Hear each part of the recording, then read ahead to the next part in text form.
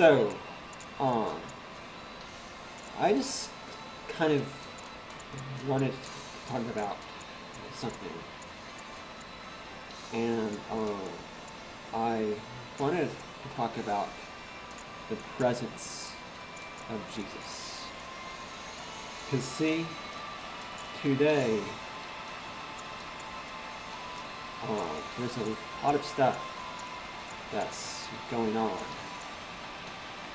and it seems like our world is getting crazier and crazier, and we really need to have a real revival. But the only way that that's going to happen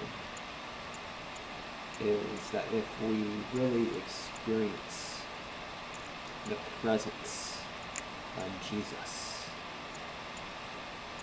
And so you may ask, and so how do you experience the presence of God? Well,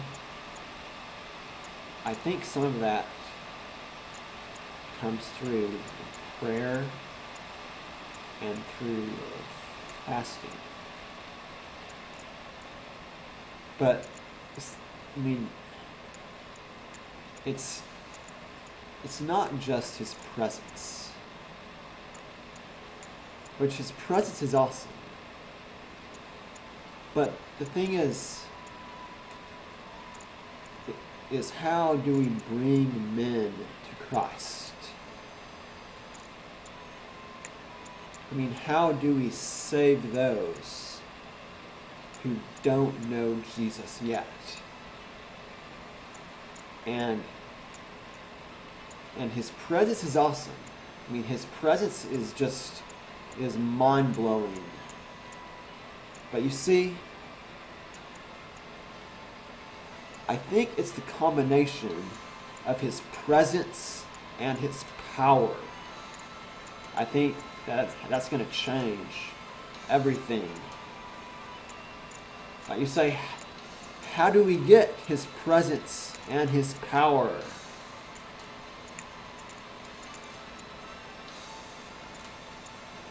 And to be perfectly honest, I'm not 100% for sure about the answer to that. But, let me tell you this. I think some of it is through having faith. You say, so what is faith? Oh, faith is really easy. You see, it's faith that can also turn mountains into molehills. Because you say, I mean, the fact is that most everyone is going to hell. There you go. Now that's scary. And I go, yes, it is scary. But how do we convert host cities? You say impossible. Is it? I mean, is it really impossible to turn a host city and put the host city's feet to come down and bow down and worship before Jesus? Is it possible for a host city to come to Christ?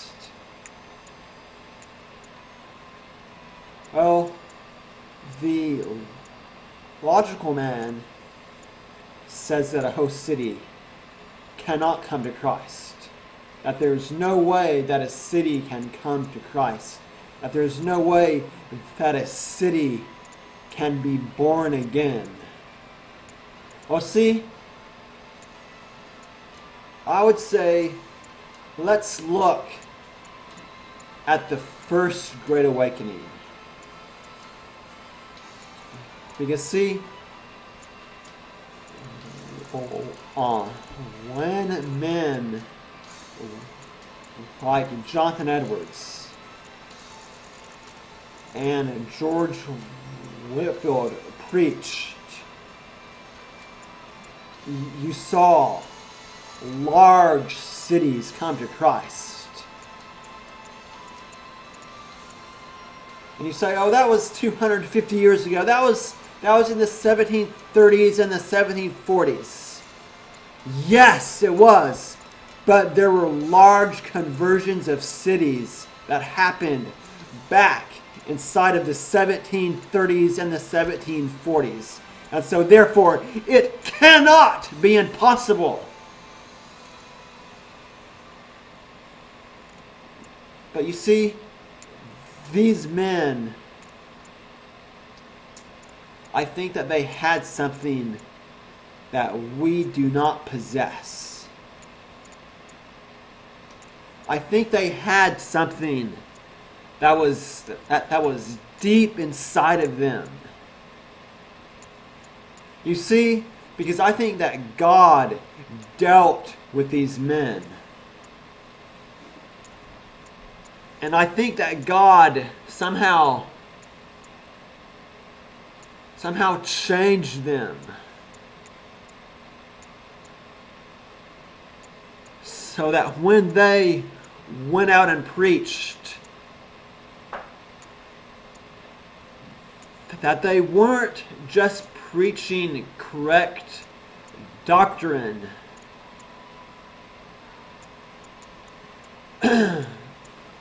Although I do think that correct doctrine, I think that is an important part of the picture. But just because you have correct doctrine is not going to let you bring host cities to Christ. No, no, no. Correct doctrine will never do that.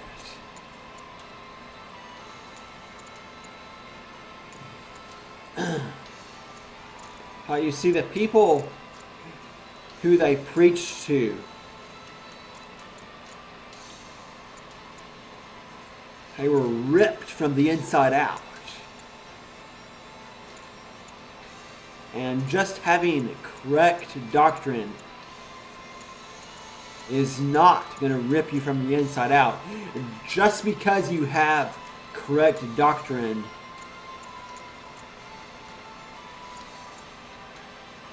is not going to convince you of your sin. No, no, no. See? That, my friend, is going to come with something greater than that. And you see, I think it's going to come with power.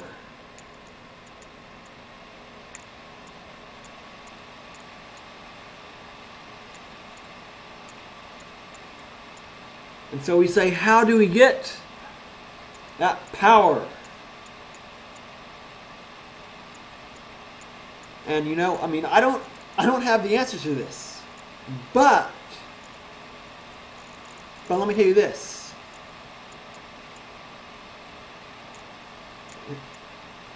That's going to come through praying a lot. You have to pray a lot. You have to pray a whole lot.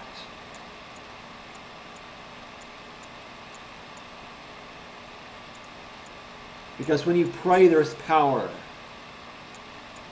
And in the next video, I think we're going to discuss prayer a whole lot more.